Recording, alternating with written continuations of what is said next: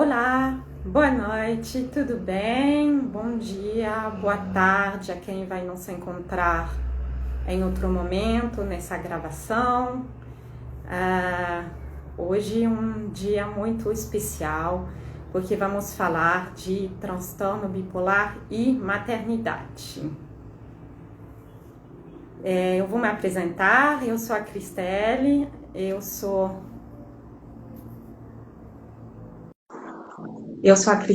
criadora da Mais com Humores, que é um canal de divulgação e curadoria de conteúdos e eventos sobre saúde mental materna. E também grupo de apoio para mais com depressão e transtorno bipolar. Sejam todos bem-vindos. Hoje vamos receber a psicóloga Daniele Biot, que entrou agora com a gente. Boa noite, Daniele. Oi, tudo bom? Boa noite. Obrigada Tudo pelo bem? convite. É um prazer e uma honra receber você. Eu queria saber se o som está tudo bem, se você está me ouvindo bem. Eu te escuto bem. Você está me ouvindo bem também? Super. Ótimo.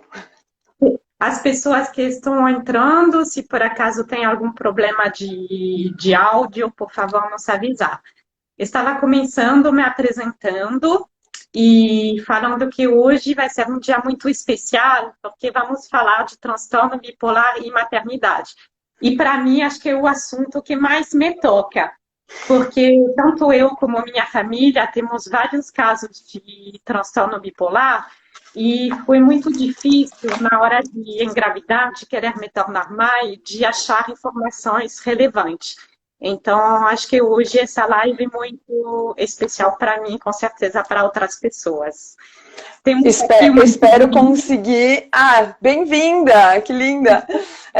Espero conseguir esclarecer e ajudar com informações que sejam úteis para outras mães não passarem pelo que você passou na hora de buscar informações.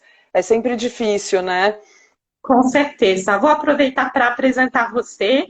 Então, a Daniela ela é psicóloga, formada pela PUC em São Paulo, neuropsicóloga pelo Instituto de Psiquiatria do Hospital das Clínicas, da Faculdade de Medicina da USP, e também mestre e doutora em Ciências pela USP e colaboradora do Programa de Transtornos Afetivos do Instituto de Psiquiatria desse Hospital das Clínicas, que é o GRUDA. E o GRUDA ele é uma referência, não só em São Paulo, mas como no Brasil, para o estudo de transtornos afetivos ou transtornos do humor, que a gente chama também, que é a depressão e transtorno bipolar. Então, hoje a gente vai escutar com muita atenção as suas palavras. Eu acho que você pode começar nos contando um pouquinho o que é transtorno bipolar para as pessoas que estão entrando.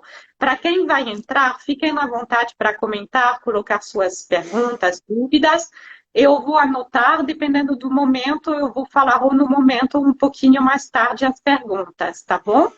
Ótimo, ótimo. Qualquer coisa vai me interrompendo, vai me contando se está claro, que outras dúvidas vão aparecendo.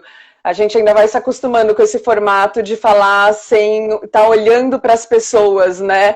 A gente está acostumado sempre no Instituto de Psiquiatria, lá no GRUDA, a gente sempre teve presencialmente um programa psicoeducacional, onde a gente sempre recebeu pacientes, familiares, para a gente conversar sobre temas de transtorno de humor, né?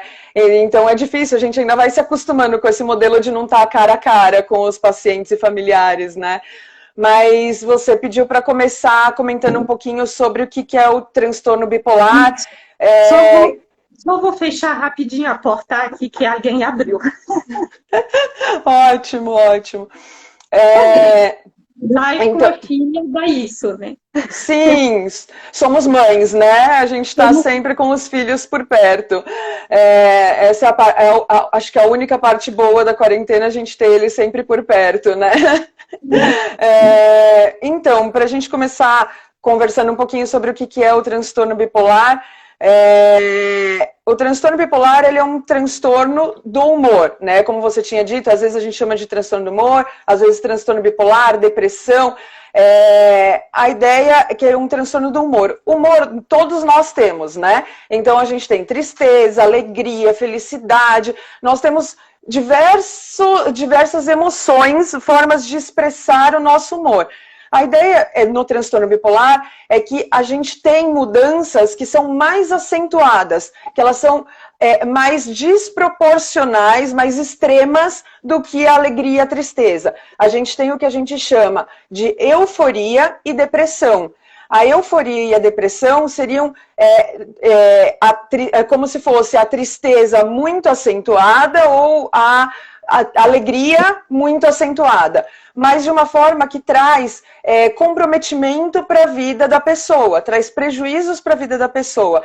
Então são oscilações normais do humor que todo mundo teria, mas de forma mais extrema, desproporcional em geral ao estímulo que aconteceu e com uma duração de intensidade, tempo, maior do que as oscilações de humor normais do dia a dia. Então, muitas vezes a gente escuta as pessoas dizendo: ah, então todo mundo é bipolar, porque todo mundo tem tristeza, todo mundo tem felicidade, todo mundo ao longo do dia às vezes está triste, às vezes está feliz. Mas a ideia de uma doença psiquiátrica é uma doença que afeta o nosso cérebro, é como se, do mesmo jeito que o ar-condicionado regula a temperatura, o nosso cérebro regula o nosso humor. Quando o nosso cérebro não consegue regular o nosso humor da maneira adequada, a gente tem uma doença, um transtorno psiquiátrico chamado de transtorno bipolar, que traz prejuízos para a vida da pessoa. Então, normalmente é porque no nosso cérebro os neurotransmissores estão funcionando de forma incomum, o que faz com que a química cerebral não funcione como a das outras pessoas. Então é uma doença do cérebro, diferente do que a maioria das pessoas acha, que é uma coisa emocional, é das emoções, é psicológica. Não, é uma doença do cérebro e que a gente precisa, que em geral ela é herdada geneticamente, sua principal causa é genética, e que a gente precisa tratar com medicamentos para que o nosso cérebro passe a regular o humor da maneira adequada. Ficou claro, não? Por exemplo, sintomas de mania, ou de euforia, como a gente chama, é quando a pessoa fica muito para cima, ela tem redução de necessidade de sono, ela fica muito falante, ela tem os pensamentos muito rápidos na cabeça, pode pular de um pensamento para o outro, ou pensar rápido demais, até com a sensação muitas vezes de que as pessoas em volta estão lentas, tem uma dificuldade de concentração, pode ter aumento de irritabilidade, aumento de impulsividade, então fazer mais coisas sem pensar antes, ou comprar alguma coisa, ou tomar uma atitude sem planejamento prévio, de maneira mais impulsiva. Então a gente tem vários sintomas que podem caracterizar esse quadro de euforia, ou sintomas que intercalam, né, nos episódios. Podem ter episódios de euforia, episódios de depressão que se intercalam, e nos episódios de depressão a gente teria tristeza, perda de energia, mais dificuldade de concentração, pode ter insônia ou hipersônia, ou excesso de sono, perda de prazer nas atividades que a gente fazia anteriormente, pode ter perda de peso, pode ter choro fácil, dores no corpo com mais intensidade ou mais irritabilidade. Então a gente tem os sintomas que caracterizam a depressão e tem os sintomas que caracterizam a euforia. E isso tem que acontecer por um período, né, ou no mínimo 7 dias para euforia, 14 dias, né, de depressão, a maior parte do dia, todos os dias. Então a gente tem critérios para esse diagnóstico. Ah, perfeito. E tem algumas pessoas que me mandaram perguntas sobre qual é a diferença do tipo 1 e do tipo 2. Então, a principal diferença é que tanto o tipo 1 quanto o tipo 2 tem episódios de depressão, mas no tipo 1 a gente tem episódios de euforia, de mania. Nos pacientes que têm o tipo 2, eles têm episódios de hipomania. Então, são episódios que têm características semelhantes às características do episódio de mania do tipo 1, mas numa intensidade mais leve. Isso não quer dizer que um é mais grave do que o outro, porque muitas vezes, até porque a intensidade é mais leve, a pessoa confunde com períodos em que eu estou mais animada, minha vida está melhor, e muitas vezes até demora mais para receber diagnóstico, tratamento adequado. Então, às vezes, os pacientes de tipo 2, às vezes, têm períodos mais longos de depressão. Então, não necessariamente a divisão em tipo 1 e tipo 2 está relacionada à gravidade ou ao sofrimento do paciente. Está mais caracterizado ao fato de ter tido, ao longo da vida, em algum momento da vida, um episódio de mania, ou ter tido ao longo da vida um episódio de hipomania. E a gente, por mais que tenha tido um único episódio de mania ou de hipomania, e todos os outros tenham sido de depressão, ainda assim o diagnóstico continua sendo de transtorno bipolar. Por quê? Porque o tratamento da depressão normal, que a gente chama a depressão unipolar, a depressão comum que a gente conhece por aí, é diferente do tratamento da depressão de um paciente que tem transtorno bipolar, que já teve algum episódio de mania ou de hipomania ao longo da vida. Ah, mas eu só tive uma vez e depois nunca mais tive. Sim, o seu diagnóstico continua sendo de transtorno bipolar para a vida toda. Então, porque isso muda o tipo de medicamento que vai tomar quando tiver que tratar, inclusive o episódio depressivo. Entendi. E é justamente o que é difícil nessa doença é que o diagnóstico é muito demorado. Como você falou, algumas vezes a pessoa teve uma hipomania na vida que ela nem reconheceu e o resto depressão. Então, tem estudos que mostram que o diagnóstico pode levar uns 10 anos para o transtorno bipolar. Então, a pessoa ela fica muitas vezes com diagnóstico só de depressão e depois de 10 anos, depois de analisar todo o histórico dela, algum psiquiatra, de repente, se dá conta que ela tem transtorno bipolar. E aí os remédios, como você falou, são completamente diferentes de uma depressão e do tipo 1 para o tipo 2 também os medicamentos podem ser diferentes. E o que acaba acontecendo é que quem demora tanto para receber o diagnóstico acaba ficando com medicações erradas por um período muito longo de anos, o que pode trazer um agravamento da doença e uma dificuldade maior para tratar a doença depois que recebe o diagnóstico correto. Então, o diagnóstico precoce é sempre um benefício para que a doença fique mais controlada, que ela não se cronifique, não seja difícil de responder ao tratamento medicamentoso. Então, o diagnóstico correto e precoce é a nossa melhor arma. Então, conseguir explicar para o médico todas as oscilações de humor é necessário, né? Porque às vezes um único episódio já faz com que o seu tratamento tenha que ser completamente diferente. É bem complexo. E hoje a gente resolveu escolher um tema que é transtorno bipolar e maternidade. A gente sabe que assim, as doenças mentais têm muito preconceito, algumas vezes assim, é difícil reconhecer, precisa de mais psicoeducação, por exemplo, para lutar contra o estigma, preconceitos. E ainda mais quando se trata das mães, porque muitas vezes elas acabam sofrendo em silêncio, porque elas ou não reconhecem a doença, ou elas têm medo ou vergonha de falar disso. Então, hoje vamos trazer um pouquinho esse tema de como lidar com a maternidade quando a gente tem esse diagnóstico de transtorno bipolar. Então, acho que você vai trazer um pouco de pontos de atenção para a gente, de quem tem transtorno bipolar, gostaria de engravidar, ou já engravidou, já tem filho? A primeira coisa é que, como eu tinha dito, né, a gente sempre costuma pontuar e falar para os pacientes que o transtorno bipolar é uma doença de herança genética, principalmente, que, em geral, você nasceu com a genética para aquela doença. Então, muitas mulheres, quando falam, eu queria engravidar, mas eu tenho medo do meu filho ter essa doença, eu tenho medo de que isso venha acontecer com ele, eu sofri tanto, eu não gostaria que ele sofresse. Então, o primeiro ponto é que o planejamento familiar, discutir com o médico, conversar sobre as chances do bebê, do seu filho vir a ter a doença, é muito importante para que você fique tranquilo e seguro e faça a escolha de ser mãe, né? Porque quando a gente fica dizendo, é principalmente genético, as pessoas entendem como se isso fosse determinante.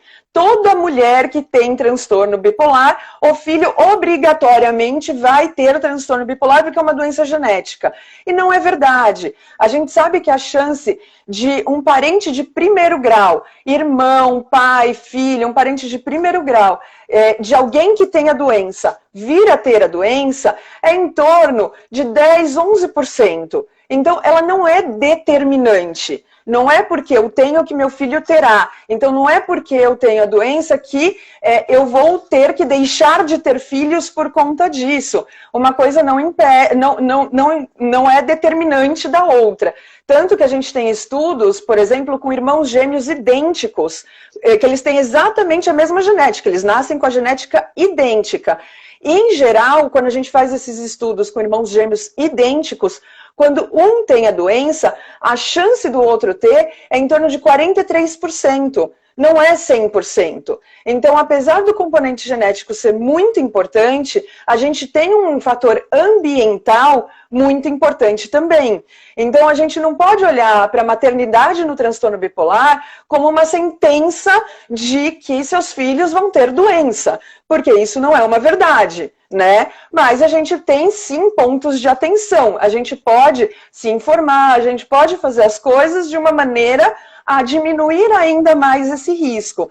Então, por isso que quando você falou, vamos falar um pouco sobre maternidade, eu falei, incrível, vamos, porque a maior dúvida das minhas pacientes jovens é, se eu tiver um filho, ele vai ter isso, eu não quero que ele sofra, então eu vou me privar de ser mãe. Não, isso não é necessário. Né? Claro que a carga genética aumenta quando o pai e a mãe têm o transtorno bipolar, ou quando é só a mãe ou só o pai, mas isso não é determinante, não é porque um tem o outro obrigatoriamente terá, né? Então, acho que o primeiro ponto, quando a mulher tem o sonho de ser mãe, e apesar de ter o transtorno bipolar, vamos conversar com o médico, vamos fazer um aconselhamento com o médico e discutir todos os pontos. Por quê? O primeiro é que algumas das medicações para tratamento do transtorno bipolar não podem ser usadas durante a gestação. Então, algumas medicações precisam ser retiradas antes da tentativa de engravidar, o que implica muitas vezes em dar o humor correr o risco de oscilar, de desestabilizar, de ter que substituir por outras medicações que são aprovadas para o uso durante a gestação, mas que às vezes não te seguram tão estável quanto você estava antes. Então, é um período delicado que precisa confiar no médico, precisa que o parceiro, o seu marido, o seu parceiro, o pai da criança, tope passar por isso, esteja ciente de que os hormônios da gravidez já não são fáceis de serem aturados, né? Eles já fazem com que a gente tenha sono em excesso, fique irritado, e daí a gente ainda vai estar num quadro de necessidade de adequação de medicação. E isso acaba fazendo com que algumas vezes o humor oscile, que o parceiro precisa segurar as pontas e ajudar nesse momento. Então a gente precisa sim de um planejamento. Mas isso não significa que não possa acontecer, porque a gente tem sim algumas medicações que podem ser usadas ao longo da gravidez, algumas podem no início, outras no final, então vai ter que confiar no médico, discutir para usar as medicações seguras, para que você vá passando pelo período de gestação sem tanto impacto pela doença, né? A gente tem, Daniela, uma pergunta aqui que tem tudo a ver com o que você acabou de falar. Minha mulher toma muitos remédios. Existe uma forma de desmamar dos remédios para engravidar? O que pode ser tirado e o que não prejudica o bebê? Então, você falou justamente que tem remédios que podem ser usados, né, na gravidez. Sim, sim. A gente tem aquela impressão que nenhum remédio psiquiátrico pode ser usado durante a gestação ou a amamentação, o que não é verdade. A gente tem algumas medicações que não podem ser usadas nos primeiros 3 meses, tem algumas medicações que não podem ser usadas em nenhum momento, e tem outras que podem ser usadas. Então a gente vai precisar discutir com o psiquiatra, olha, dessas medicações que ela toma, quais obrigatoriamente tem que parar antes de engravidar, quais podem permanecer, quais tem que parar, mas assim que ela engravidar, passados 3 primeiros meses, podem voltar. Então tem todo um planejamento farmacológico que precisa ser feito junto ao psiquiatra, né? Então, junto com o psiquiatra, a gente vai discutir de todos os remédios que eu tomo, quais são os mais importantes para o meu humor, quais são os que não vão trazer risco para o meu bebê, e daí vai sendo feito a retirada gradual, porque cada medicação tem uma forma de ser feita a retirada. Algumas você precisa ir reduzindo lentamente, outras podem ser reduzidas de maneira mais rápida. Então, cada medicação tem um protocolo. Por isso que a gente precisa de uma parceria grande com o psiquiatra nesse momento. Ah, que bom. A gente tem uma pergunta aqui que eu vou guardar para depois, tá? Que é a Tá. mãe bipolar pode ajudar o filho a ter um estilo de vida que evite o surgimento da doença? Essa a gente vai guardar por um pouquinho Sim, mais isso a tarde. gente vai falar já já. Mas a gente fala. Sim. E daí eu acho que, falando dessa questão da gestação, eu acho que, além da gente saber da chance genética, da questão da medicação, a gente precisa falar também de pós-parto, né? Porque a gente tem uma incidência alta de depressão pós-parto, e a gente precisa que isso seja acompanhado, porque existem medicações que podem ser tomadas no pós-parto durante a amamentação, mas os prejuízos de uma depressão pós-parto para a criança, para o vínculo mãe-bebê, são muito complicados. Então, a ideia é que a gente tenha uma boa parceria com o médico para que, se necessário, a gente faça essa intervenção no pós-parto. Outra coisa que muitas vezes no pós-parto acaba atrapalhando a estabilização do humor é a questão do ciclo sono-vigília, da rotina, acordar de madrugada para amamentar.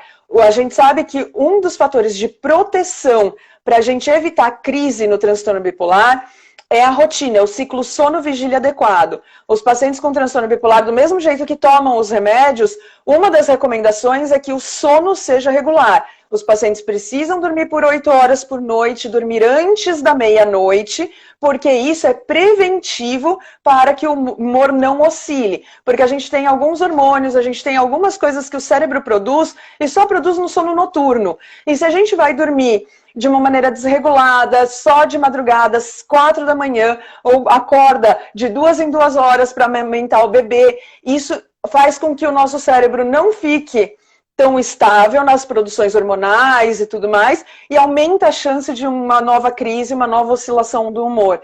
Então é importante a gente discutir, inclusive, a questão do sono no pós-parto.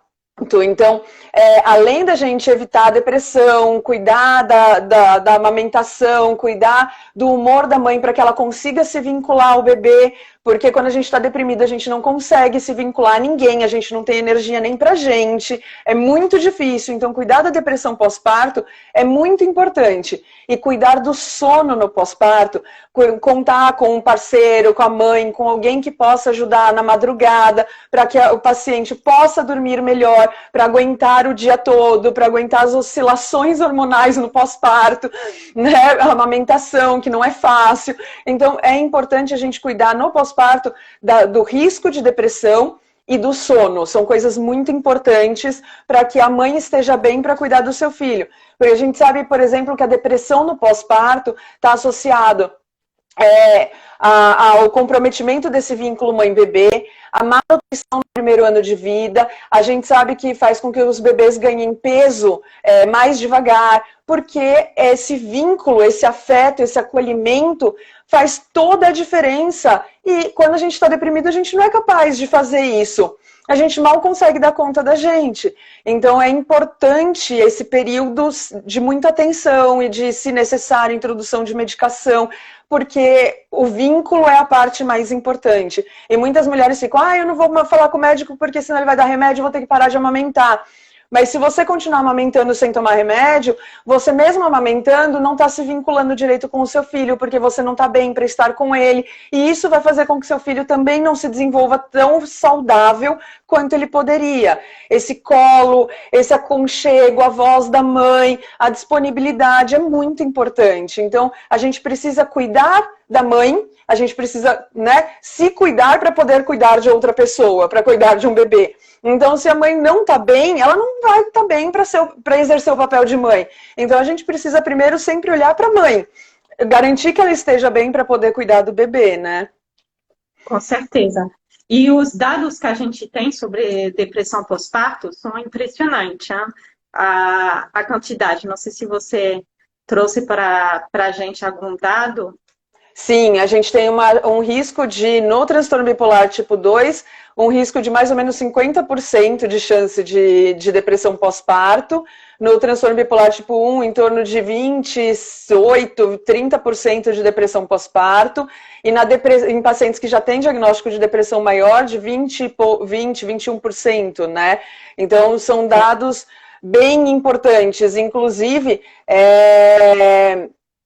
durante a gestação, é muito comum, né, de desenvolver depressão também. Em mulheres, muitas vezes, que nem sabiam que tinham transtorno de humor e que durante a gestação acabam tendo algum tipo de transtorno mental. A gente sabe que entre 40% e 50% das mulheres vão ter algum transtorno mental durante o período gestacional.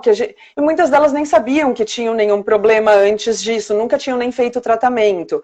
É muito comum, depressão pós-parto, os psiquiatras em geral, eles sempre falam que quando chega uma paciente que nunca tratou na vida nenhum transtorno de humor e tem depressão pós-parto, é um fator de alerta para investigar transtorno bipolar. Porque é muito mais comum depressão pós-parto em transtorno bipolar do que em pacientes com depressão unipolar, transtorno depressivo maior. Então, sempre que chega um paciente com depressão pós-parto, é sinal de alerta para investigar ainda mais se tem algum episódio de mania ou hipomania ao longo da vida. Com certeza. Então, esse dado é assustador, porque se na população em geral o índice de depressão pós-parto vai entre 13% e 20%, você está falando para transtorno bipolar tipo 1, quem já tem o diagnóstico, vai para 28%. E quem tem transtorno bipolar tipo 2, vai para 50%. Isso é uma coisa que eu vivi na pele, porque eu passei por uma depressão pós-parto, como você falou, que já começou na gravidez. Eu não estava pronta para isso, eu não sabia que isso podia existir. Então é importante realmente trazer essas informações para as mulheres conseguirem se preparar melhor e ir se tratar quando acontece justamente esses episódios e não ficar escondida ou com vergonha. Se a gente precisa realmente de profissionais de saúde preparados para nos amparar nesses momentos. E é muito comum a gente escutar da mãe que ela não procurou ajuda porque ela tinha vergonha de dizer que durante a gravidez, que todo mundo supunha que seria o período mais feliz da vida dela, ela estava triste, se sentindo mal, arrependida de estar grávida, tendo pensamentos ruins, pensamentos de morte. Então, a mulher, muitas vezes, ela não busca ajuda porque ela tem vergonha de admitir para as pessoas que esperam que ela esteja no momento mais pleno e feliz da vida dela, que ela tá mal, que ela não tá feliz, que ela não tá se sentindo bem naquele momento. Então, porque a sociedade romantiza, né? A gravidez, a gestação, o ser mãe. É como se tudo fosse lindo, né? Como se estar grávida fosse bonito, fácil, carregar aquele barrigão, não conseguir posição para dormir, sentir um calor horrível, inchar, fosse lindo. E romantiza, né? Que o pós-parto é lindo, amamentar é delicioso. Ninguém te fala que dói, que machuca, que os primeiros 40 dias são horríveis, que você se desespera porque parece que não vai parar de doer nunca mais. Então, assim, ninguém te conta que muitas vezes é difícil. E para uma pessoa, para uma mãe que está ali grávida ou acabou de ter seu filho e está deprimida, que está lá com aquela lente cinza, enxergando tudo pessimista, tudo horrível, tudo grave, eu não vou dar conta, nada vai dar certo, meu filho não está indo bem, não vai ganhar peso, eu não estou sendo uma boa mãe, eu podia ser melhor, está ali ruminando, está lá se sentindo mal, com pensamentos negativos, ela tem vergonha de admitir. E muitas vezes esses pensamentos são oriundos dessa lente cinza que a depressão traz pra gente, né? Como se a gente enxergasse tudo em cores cinzas, nada tivesse cor, tudo fosse ruim, tudo fosse pessimista. Então é delicado a gente assumir num momento em que a sociedade espera que você esteja ótimo e feliz, que você não tá bem, né? Que você não está feliz, que você tá triste, deprimido, se sentindo mal. E que a gente não pode confundir isso com baby blues, por exemplo, né? Que são... Te perguntar, porque as pessoas têm muita dúvida. Eu acho que tem 70% das pessoas que passam pelo baby blues. Qual seria a diferença do baby blues para a depressão pós-parto? A ideia é que o conceito é que o baby blues ele acontece em torno do segundo, quinto dia do pós-parto e ele tem, a mulher vai sentir as emoções mais voláteis, né? De repente se põe a chorar sem tanto motivo, né? Escuta uma historiazinha e já se derrama inteira em lágrimas, tem uma maior sensibilidade, tem sintomas leves, ansiosos e depressivos, mas isso remite espontaneamente. Isso acontece com a queda hormonal do pós-parto. Então isso acontece logo na sequência do pós-parto, 2, 5 dias depois, e isso tem uma duração de poucos dias e remite espontaneamente, sem precisar de tratamento. Agora, se esses sintomas não são leves, são sintomas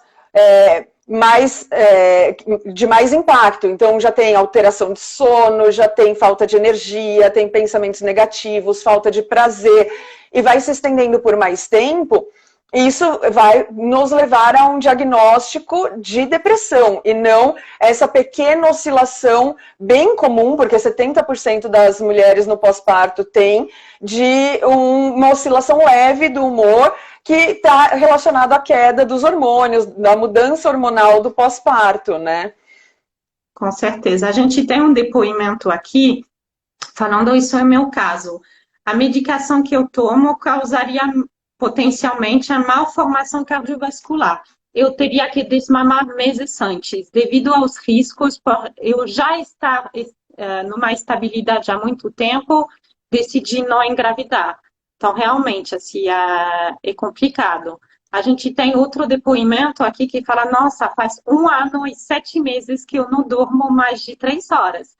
E isso é a realidade de muitas mães. Cada vez que o bebê precisa amamentar, a mãe acorda. E como você falou, a quebra do ciclo de sono-vigia pode desencadear uma nova crise, né? E muitas vezes, quando a gente sabe que a gente tem o diagnóstico de transtorno de humor e vai ter um bebê e se planeja, a gente já conta com essa questão do não ficar acordando de madrugada.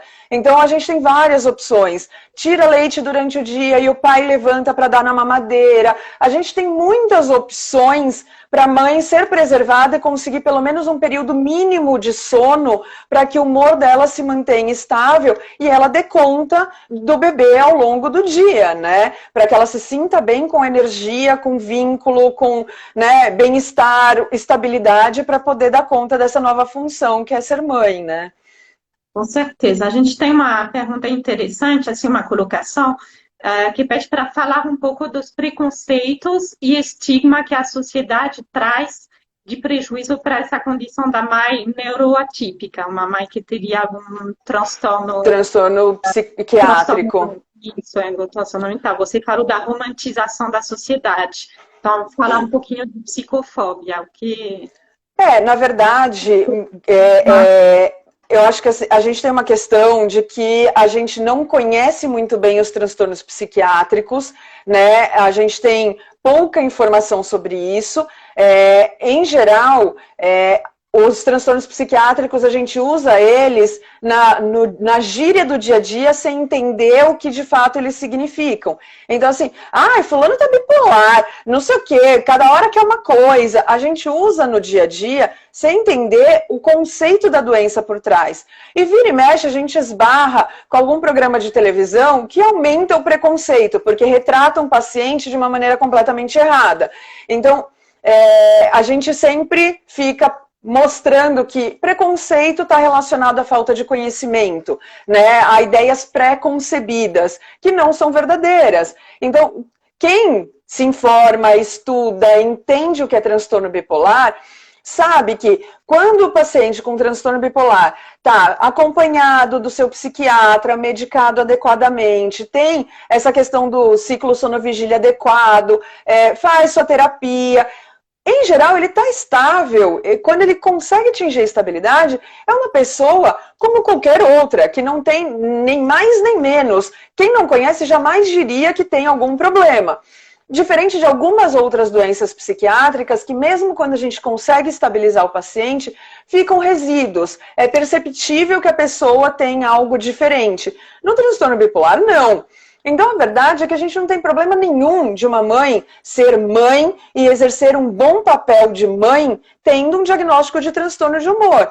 Desde que ela tenha bastante conhecimento sobre a doença e saiba que quando ela não está ficando bem, quando ela está com sinais de que vai ter uma recaída, aqueles sintominhas prodrômicos que a gente chama, e acione o médico, que faça o acompanhamento frequente, tome a medicação adequadamente, para que ela esteja bem para dar conta do filho.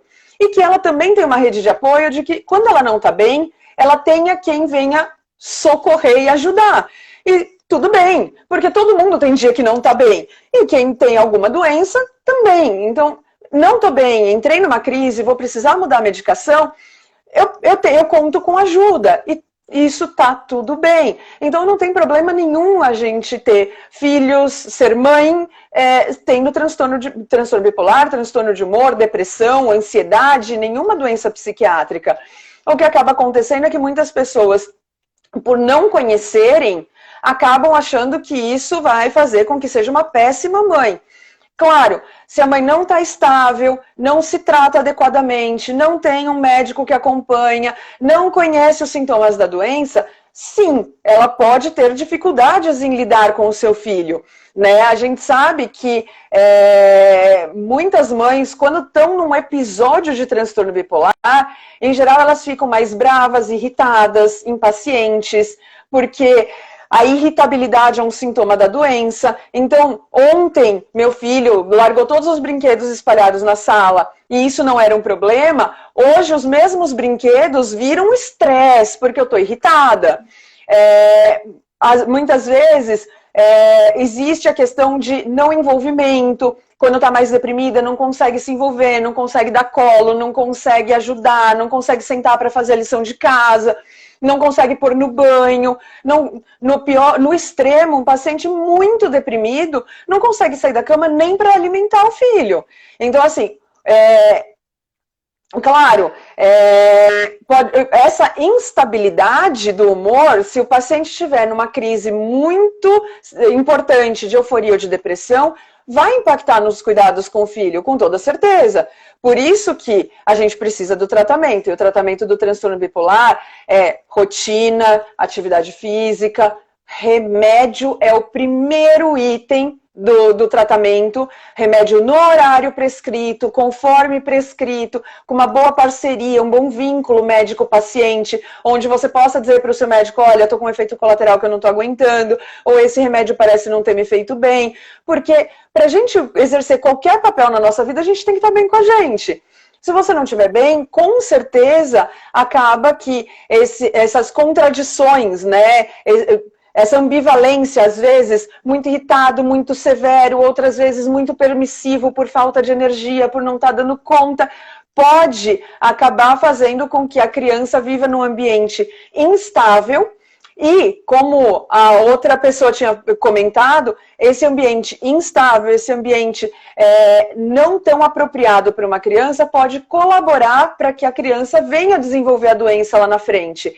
Então, para a gente exercer uma boa maternidade e proteger os nossos filhos da chance de desenvolverem o transtorno bipolar, a gente precisa ter um bom tratamento, uma boa estabilidade, um bom equilíbrio. E isso vem da parceria com o médico, isso vem do comprometimento, do conhecimento da sua própria doença, isso vem muitas vezes de terapia, isso vem da rede de apoio, de alguém que me ajuda, o pai da criança, a minha mãe, alguém que me ajuda a cuidar da criança no dia que eu não estiver bem. E tá tudo bem. Então, assim, não é nada grave ou impossível. Mas é necessário. Se num dia que você está com uma dor de cabeça extrema, você pede ajuda para alguém olhar o bebê porque você não está conseguindo, quando você está deprimido também. Então, não é diferente de outras doenças, né? Às vezes a gente vai precisar de ajuda, né? Com certeza, como você falou, remédio é o primeiro. Aí vem a psicoterapia e vem todos os estilos de vida para ajudar. Temos aqui Sim. uma pergunta que a gente mais ou menos já respondeu. Minha mãe é bipolar tipo 1.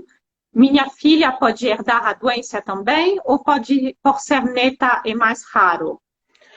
Pode. A gente conhece casos em que pula geração, que às vezes a avó tem, a mãe não tem, mas o filho tem. Agora, como eu disse, a gente tem uma chance genética, mas a gente tem o ambiente como uma parte muito importante.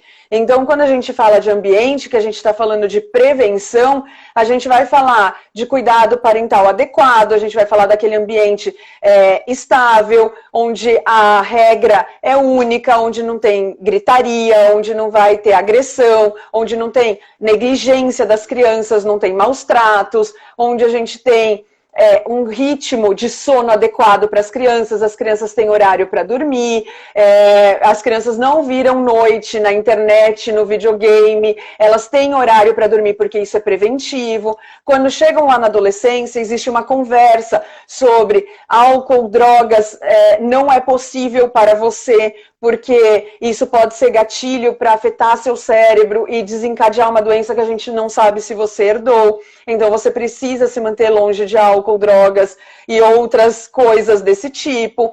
Então, assim, a gente trabalha com prevenção, a gente vai trabalhar com estilo de vida, com ambiente familiar saudável, né? A gente vai falar de um ambiente consistente, com as mesmas regras sempre, com valores, né? Com horário de dormir,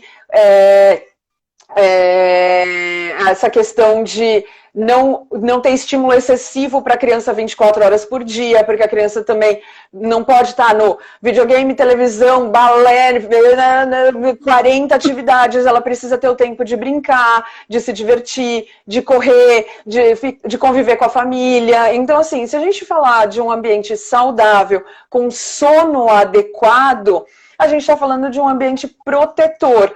E isso é muito importante para qualquer criança. Ainda mais para uma criança que a gente tem dúvida se pode ter herdado ou não a genética para transtorno bipolar.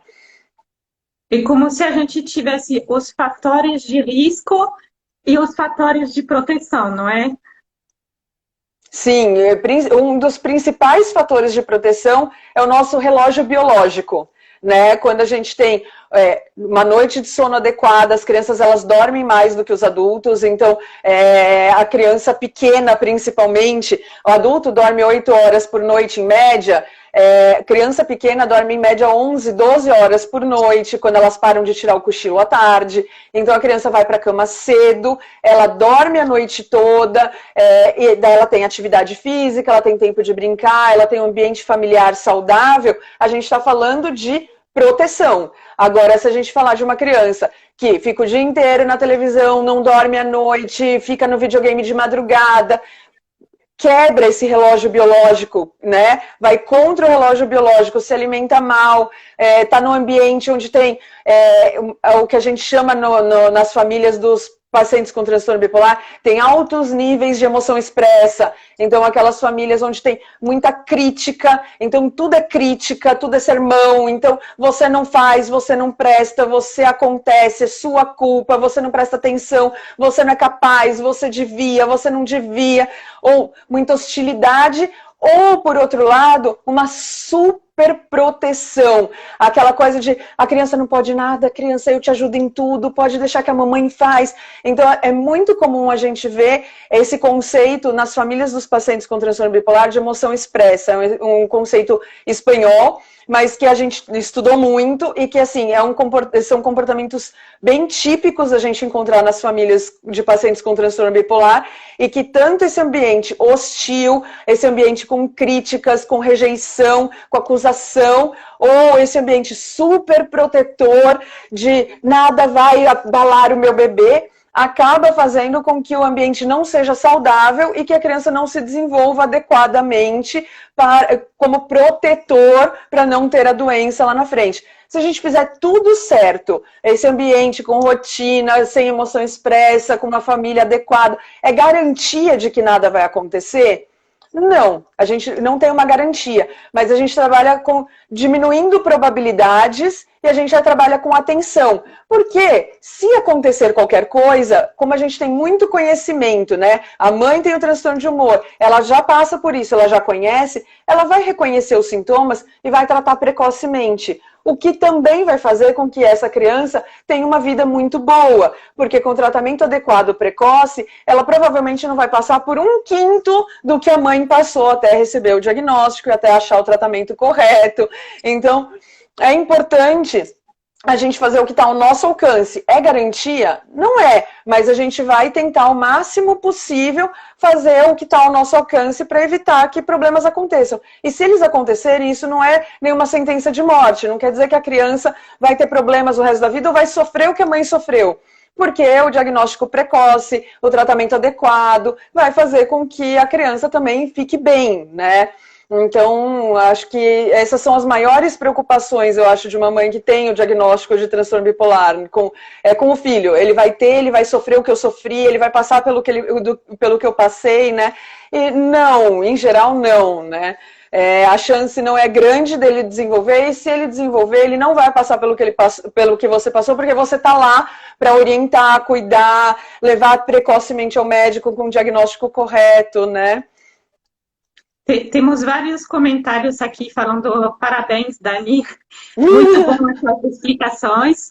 Temos uma pergunta agora de como lidar com a perda de memória e atenção decorrente de anos de doença mesmo medicada. Essa questão de perda de memória e atenção, dificuldade de foco, não é bem presente no transtorno bipolar.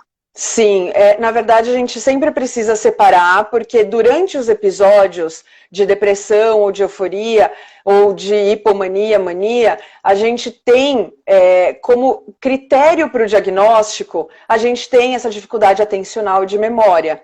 Então a gente sempre precisa olhar para ver se isso tem a ver com o quadro atual. Eu estou deprimido, por isso minha memória não está boa, minha atenção não está boa. E quando eu melhoro dessa depressão, quando a medicação funciona, a gente ajusta, isso melhora.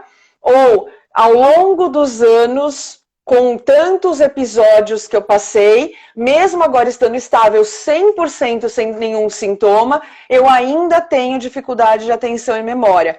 Isso é uma possibilidade no transtorno bipolar, porque a gente sabe que os episódios que a gente vai, né, que o paciente vai vivendo, eles acabam fazendo com que o cérebro vá sendo afetado, vá sendo agredido por cada episódio.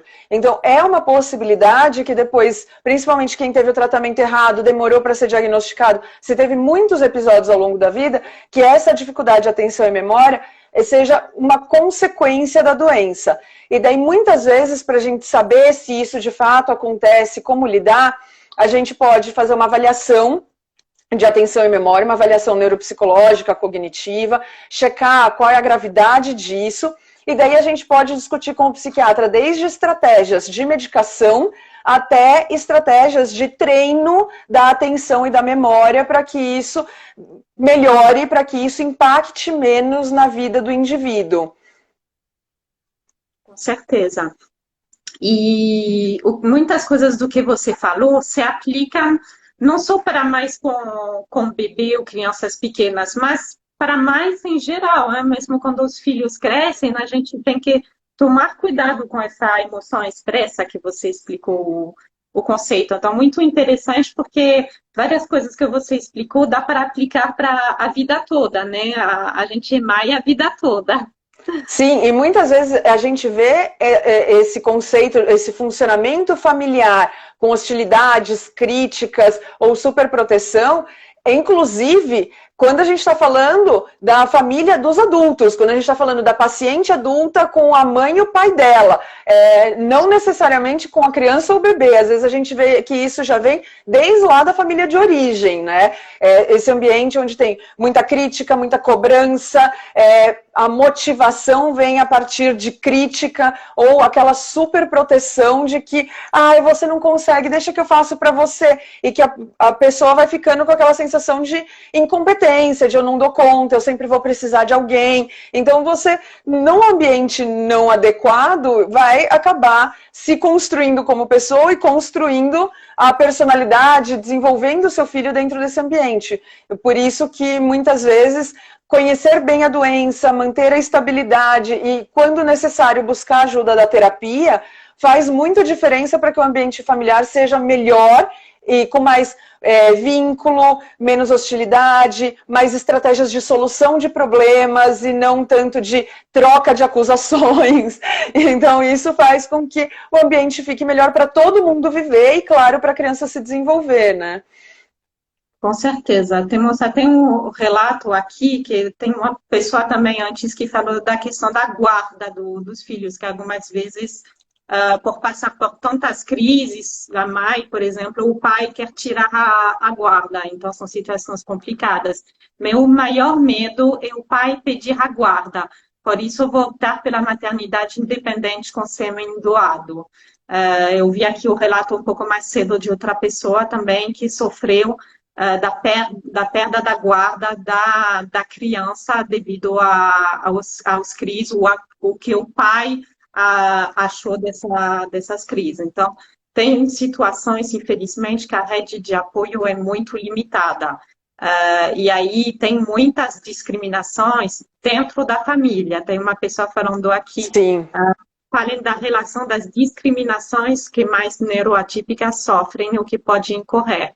Então, realmente, essas discriminações na família, na sociedade, como repercuta nas próprias mães. Sim, e assim, o fato de ter transtorno bipolar não é um motivo para perda da guarda, a não ser que a paciente tenha em crise a maior parte do tempo. Tem uma doença tão grave que não foi possível controlar com medicação, não foi possível controlar, por exemplo, com eletroconvulsoterapia, que é um dos recursos não medicamentosos para controle de humor. Quando todo o arsenal terapêutico se esgota e a paciente se mantém em crise, talvez num quadro muito grave, isso seja um impeditivo para que ela cuide do filho. Mas, em geral, uma paciente acompanhada, tratada, medicada, acompanhada por uma equipe, ela vai passar a maior parte do tempo estável. E isso não é motivo nenhum para perder a guarda do filho, né? Então, a gente teria que olhar qual é a gravidade do caso, como que são essas crises, que tratamento a paciente está recebendo, para entender por que isso aconteceu. Porque, em geral, mesmo que chegue para um juiz um processo de guarda com um diagnóstico psiquiátrico, ainda assim vai ter avaliação psicológica, avaliação social, vai pedir laudo do psiquiatra que acompanha. E se a paciente tem condição, tem estabilidade, isso não vai ser motivo para perda de guarda, né? Então, a questão maior é a paciente, a mãe, se tratar para se estabilizar e estar bem para cuidar do filho. Um diagnóstico psiquiátrico não está relacionado a ser ou não capaz de ter a guarda e cuidar dos filhos, né? Agora, dentro da família, a gente não pode esquecer que, por ser uma doença genética, muitas vezes a gente tem outras pessoas da família que, mesmo que não diagnosticadas ou mesmo com quadros muito leves, também tem a doença, tem formas muito leves da doença, tem sintomas da doença, apesar de nunca terem tido uma crise a ponto de receber um diagnóstico. Então, muitas vezes a gente está falando de uma família com mais de uma pessoa com sintoma. E daí, essa forma de funcionamento, com críticas, acusações, rejeição, muitas vezes está relacionado a sintomas da família, né? E não só exclusivamente a preconceito, né? Então, muitas vezes tem esse funcionamento em relação à paciente, não só por preconceito, psicofobia, mas muitas vezes por sintomas que o pai, a mãe, o tio, o primo, o irmão tem também, mas que não tem diagnóstico e não entende que também tem uma doença, e o ambiente fica muito estressante e acaba com muitas acusações. Muitas vezes tem esse perfil mais irritado, né, do transtorno bipolar. O paciente tem mais irritabilidade, vários familiares têm mais irritabilidade, apesar de não terem desenvolvido a doença, o ambiente fica muito estressante, acaba com muitas brigas. Então, assim, cada caso é um. Muitas vezes o que a gente faz é envolver a família no tratamento. Então, vai na consulta com o psiquiatra, traz a mãe junto, traz o pai, traz o irmão, porque daí o psiquiatra tem a condição também, ou o psicólogo, tem a condição também de explicar sobre a doença, tem a condição de contar o que é sintoma, o que não é, como agir frente a cada sintoma. A gente tem, inclusive, no site do Gruda, depois eu te disponibilizo, te mando o link, se você quiser disponibilizar para o pessoal da live, a gente tem um manual gratuito, um livrinho gratuito em PDF no nosso site, que é um manual feito para familiares de pacientes com transtorno bipolar, que explica quais são os sintomas, como agir frente a um sintoma. Se o meu familiar está em euforia, como que eu vou agir? Eu chamo o médico, eu falo com ele, eu entro no confronto, eu recuo. Como que eu faço para lidar? Como que eu faço para ajudar o meu familiar que tem transtorno bipolar a ficar mais tempo estável, a se sentir melhor? Então, assim, muitas vezes informar, trazer material, falar, olha, lê isso aqui para você entender melhor minha doença, vem comigo no médico, vem comigo e fala com a minha psicóloga, ajuda o familiar a entender melhor a doença e a saber como agir. Porque às vezes ele está agindo de uma forma que ele acha que é o jeito certo. Ele chega lá e fala, levanta da cama, vai, né? Deixa de ser preguiçoso, se esforça, tenta. Quem nunca teve depressão tem muita dificuldade de entender que não é uma questão de se esforçar, é uma questão de não conseguir levantar. É uma impossibilidade, não é uma questão de esforço. Então, muitas vezes, informar, trazer informação segura ajuda a família a entender e a lidar melhor com menos preconceito ou com menos estratégias erradas na hora de ajudar, né? Com certeza. Acho que o guia para cuidadores, né? Acho isso, você encontrou ele? Muito interessante. Temos uma pessoa falando, esse manual é muito bom, bem esclarecedor. E eu queria que você falasse um pouquinho do autocuidado da mãe, da própria mãe. Em geral, quando a gente está falando, a gente estava falando, né, ao longo do tempo, mas assim, quando a gente está falando do autocuidado, a gente tem que lembrar, acho que as duas principais coisas é que o tratamento é farmacológico e a psicoterapia pode vir para ajudar no tratamento farmacológico. Então, o tratamento farmacológico vai ajudar nos episódios, nos sintomas, e a psicoterapia muitas vezes vem para ajudar a lidar com os prejuízos que aconteceram durante a crise, a aprender sobre a doença, a identificar sinais de que uma nova crise está chegando, a melhorar a adesão ao tratamento, porque muitas vezes o paciente não toma a medicação do jeito certo, na hora certa. Então, muitas vezes, quando a gente fala sobre se cuidar, a gente está falando em tratar, tomar os remédios e adotar um estilo de vida saudável, horário de dormir, horário de acordar, alimentação, exercícios, mas a gente está falando também sobre uma psicoeducação, uma psicoterapia que ajude a conhecer sobre a doença, qual é a minha doença, porque quando a gente olha nos manuais, você olha e fala assim, mas eu nunca tive vários desses sintomas. Não, porque a gente não precisa ter todos para fazer diagnóstico, a gente precisa ter alguns, e cada paciente tem o seu conjunto de sintomas, apresenta a doença de uma forma. Então, conhecer sobre como que é a sua doença, quais são os seus sintomas, os seus sinais de que uma crise tá chegando, como lidar quando você percebe que uma crise está chegando. Então, assim, muitas vezes aprender a preencher diário de humor, como eu estou me sentindo hoje, como que ficou o meu humor hoje, diário da medicação.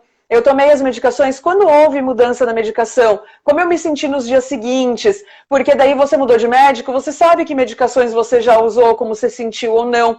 Então, ser ativo no tratamento é um jeito de se cuidar, porque você se conhecer e monitorar o seu humor. A gente tem até aplicativos que a gente baixa no celular e que ajudam a fazer esse monitoramento do humor.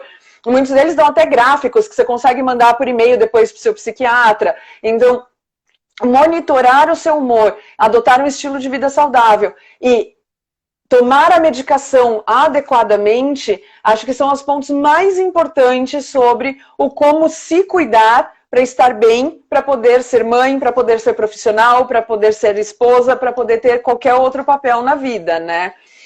o que você estava pensando mais sobre o autocuidado? Você pensou em alguma outra coisa? Você me comentou também, a gente falou um pouco anteriormente, mas da questão de algumas habilidades de manejo do estresse, de Sim. resolução do problema também.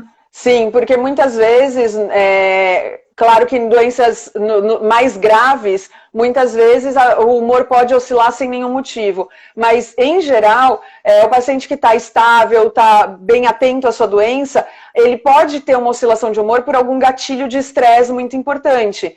Então, quando a gente aprende a manejar melhor o estresse, ou como a gente lida com as situações estressantes, como a gente resolve os problemas que aparecem na nossa vida, a gente tem uma tendência a adoecer menos frente a esses estímulos estressantes.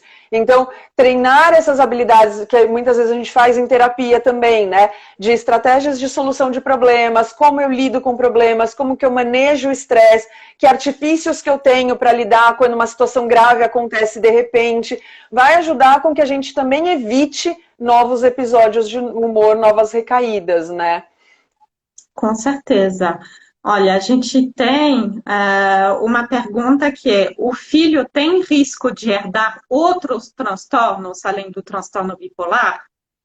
Sim, na verdade, quando a gente fala de um pai com transtorno psiquiátrico, a gente sabe que a gente aumenta a chance da criança ter não só transtorno bipolar, mas pode ter depressão, pode ter ansiedade, pode ter uma dificuldade de socialização. Então, muitas vezes a criança não vai desenvolver o transtorno bipolar, mas ele pode sim ter outras patologias psiquiátricas. Então, a probabilidade de ter outros problemas psiquiátricos também aumenta em quem é filho de paciente com transtorno bipolar. Mas que, de novo, a gente vai manejando desde a primeira infância com o máximo de ações protetivas para diminuir esse risco, né? Com certeza. Temos alguns depoimentos de que live maravilhosa. Ai, obrigada! Como é bom sentir acolhimento. Temos uma pergunta que é: Dani, você poderia citar algum exemplo de algum remédio que pode ser tomado durante a gestação? Quetiapina, por exemplo, pode ser tomado? Até eu vou responder a parte dessa. Cuidado, porque cabe ao psiquiatra falar essa resposta, mas eu tomei quetiapina durante a minha gravidez. Isso é meu relato pessoal, não quer dizer que pode funcionar para todo mundo. Sim, normalmente é delicado a gente falar das medicações, né? Porque eu não sou psiquiatra, eu não sou médica, então se eu fico citando o nome de medicações, isso pode depois dar algum problema. Então eu prefiro dizer que a gente tem a listagem das medicações que podem, que não podem, mas é mais fácil conversar com o psiquiatra para avaliar caso a caso.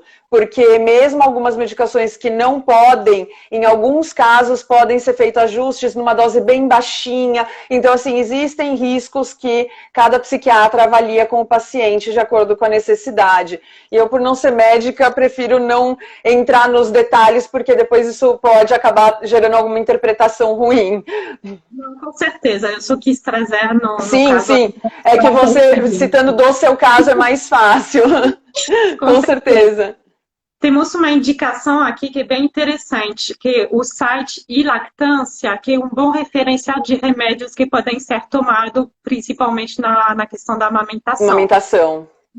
E se escreve e-lactância, se não me engano, ele é em espanhol e inglês, mas é um site muito interessante para entender quais remédios são mais ou menos seguros na gravidez e na amamentação.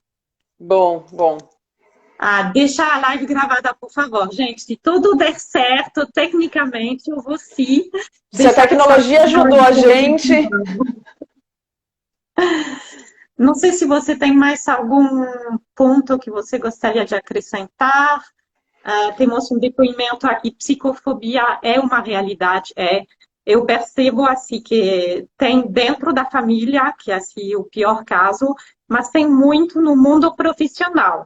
Eu, por exemplo, nunca falei que eu tinha transtorno bipolar em nenhum dos trabalhos. Eu falava, quando realmente eu estava mal, eu falava, tô em depressão, porque depressão ainda é mais aceitável. Mas falar, nossa, você tem, eu tenho transtorno bipolar, nunca me senti num ambiente acolhedor que pudesse entender e que não ia me prejudicar. Sempre senti que se eu falasse, ia ser mandada ou embora, ou ia ser rejeitada, ou qualquer coisa do gênero. Assim, é uma realidade, existe na maior parte dos lugares, é isso que a gente encontra. São pacientes que evitam falar e que preferem levar, quando necessário, se afastar um CID de depressão do que de transtorno bipolar, por falta de conhecimento, porque muitas vezes quem está ali na empresa não sabe o que é transtorno bipolar e vai achar que, então é uma pessoa que não vai produzir, que vai dar problema, que vai dar confusão, que vai me deixar na mão. Por outro lado, para nossa sorte, isso vem mudando. Então, assim, eu tenho pacientes que já tiveram crises graves, psicóticas no trabalho e que foram acolhidos e que depois da licença voltaram e foram bem recebidos e que puderam ter um tempo para se recuperar antes de reassumir projetos grandes e cobranças grandes. Conheço pacientes com tentativa de suicídio que se afastaram e que na volta foram colocados num outro cargo até se sentir confortável e voltar a ter novos desafios e que a empresa foi super acolhedora. Conheço casos de pacientes que declararam no exame admissional que tinham um transtorno bipolar e foram contratados e que isso não foi um problema. Então a gente tem sim um movimento de mudança, mas dizer que a realidade é essa, não. A realidade ainda é de muito preconceito e de muita desconfiança por falta de conhecimento, né? Então, por isso que a gente comemora no mês de março o Dia Mundial de Conscientização sobre os transtornos de humor, porque a ideia é desmistificar, é levar mais informação. Então a gente está tendo a live hoje, a gente vai ter a live do Gruda, a gente vai ter a live da Abrata, a gente esse mês está tendo pela ABP, né, Associação Brasileira de Psiquiatria, uma série de lives. A gente está tendo um movimento grande para informar, para levar o máximo de informação possível para que a gente vá quebrando esses preconceitos e que as pessoas possam se sentir mais acolhidas, né? Com certeza, essa psicoeducação é fundamental. Dia 30 de março, oficialmente, o dia de conscientização do transtorno bipolar, mas esse mês todo está tendo muito conteúdo bacana. Temos aqui um depoimento, indo no sentido do que a gente falava, todas as vezes que me abri para dizer sobre a bipolaridade, as pessoas diminuíram. Tipo, no que isso? Não é nada, era só uma Imagina que você tem transtorno bipolar, você é tão normal, nunca te vi louca. Eu tenho vários pacientes que já me relataram ter ouvido esse tipo de coisa, sim. Não, imagina, você é bipolar? Não, esse médico deve estar louco. Você é uma pessoa tão normal? Ué, e desde quando um paciente com transtorno bipolar não é normal, né? O mesmo tipo de relato aqui. Já fui perseguida num trabalho quando eu ousei falar sobre transtorno. Lugares que acolhem são mais difíceis, são bem raros ainda os lugares que acolhem mesmo. Por isso que precisamos de eventos, precisamos de live, precisamos de conteúdo, sendo cada vez mais disponibilizado para a população total, global, quer dizer. Sim, com certeza. E a gente faz o nosso papel, né? E você faz o seu, né? Porque a maioria dos Instagrams, das redes sociais que falam de transtorno de humor são anônimas, né? As pessoas têm... os próprios pacientes têm dificuldade de vir a público e mostrar a sua cara, né? Então, muita gente vai fazendo o seu papel, você é uma das pessoas que faz esse papel, de tentar desmistificar, trazer informação e dizer que, olha... O diagnóstico não faz de mim quem eu sou, né? É uma doença, não sou eu. Então, a gente pode falar sobre ela, vocês podem me conhecer e eu posso dar o meu depoimento porque isso não é um problema. Então, a verdade é que aos poucos a gente vai contando com muitas iniciativas para tratar isso de uma forma que as pessoas conheçam mais e tenham menos preconceito. Com certeza. E aí, confesso que para mim não é nada fácil. Eu tenho 40 anos, eu acho que eu demorei uns 30 anos para aceitar o que eu realmente essa condição. Eu tive uma mudança de comportamento, de aceitação muito grande depois do nascimento da minha filha, porque eu tive uma crise muito forte na gravidez e no pós-parto, e aí eu entendi que se eu não me tratava do jeito certo, se eu não buscava a estabilidade, eu não ia conseguir continuar a viver e cuidar da minha filha. Mas não é fácil, como você falou, a maioria dos perfis são anônimos. Eu demorei vários anos a construir esse projeto e a assumir, e ainda tem dias que eu falo, não, não quero falar, não sei se eu posso, não sei se isso vai me prejudicar mais para frente, mas eu entendi que isso se torna o meu propósito de vida e a pedra que eu tenho que colocar nesse edifício. Então, pouquinho a pouquinho, tomara que haja mais pessoas para falar de maternidade e transtorno bipolar. Com certeza. De transtorno bipolar e maternidade, de transtorno bipolar em geral, né? É muito importante cada vez mais a gente poder falar e diminuir o preconceito, trazendo informações confiáveis. Com certeza. Gente, acho que é isso. A gente falou bastante, a gente até passou da nossa hora. É tão gostoso falar com a Daniele, né? Tão Obrigada! Obrigada! Está escrito aqui, obrigado pelo esclarecimento, Daniele. Temos vários relatos aqui agradecendo. Acho que assim, eu tenho só uma palavra que é realmente gratidão, porque foi muitas informações muito bem colocadas. Acho que a gente conseguiu responder a maioria das perguntas aqui, das colocações no chat. Queria agradecer a todo mundo que conseguiu assistir e quem vai assistir depois também. Essa live vai ficar no meu IGTV. Eu vou colocar também no meu canal YouTube, mas com humores. Então, quem puder depois indicar para outras pessoas, quem gostou pode compartilhar, tá bom?